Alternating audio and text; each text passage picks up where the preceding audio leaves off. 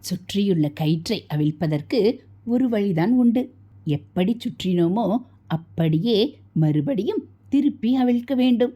அதைப் போலவே தவறான செயல்களை நற்செயல்களினாலும் பாவங்களை புண்ணியங்களினாலும் போக்கிக் கொள்ள வேண்டும்.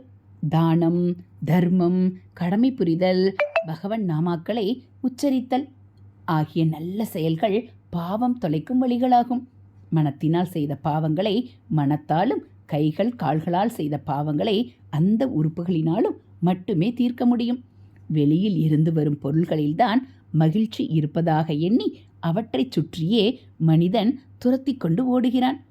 வெளியில் இருப்பது எதுவும் நம் வசத்தில் இருப்பதல்ல. அது வந்தாலும் வரும், போனாலும் போகும். நமக்குள்ளே ஆனந்தம் இருப்பதை மனிதன் மறந்து விடுகிறான். நமக்குள் இருக்கும் மகிழ்ச்சி பெரிய சமுத்திரம் போன்றது. புற உலகில் இருக்கும் இன்பம் அனைத்தும் ஒரு நீர்த்துளி போன்றதுதான். பதவி, பணம், பெயர், புகழ் என்று வெளியில் நாம் எதிர்பார்க்கும் எல்லாமே ஒரு சொட்டு தண்ணீர்தான். இதை முற்றிலும் உணர்ந்த ஞானிகள் வெளி இன்பத்தை தேடி அலைவதில்லை. ஹரஹர சங்கர, ஜெய ஜெய சங்கர, மகா பெரியவா சரணம். இது மகா பெரியவா அருள்வாக்கு.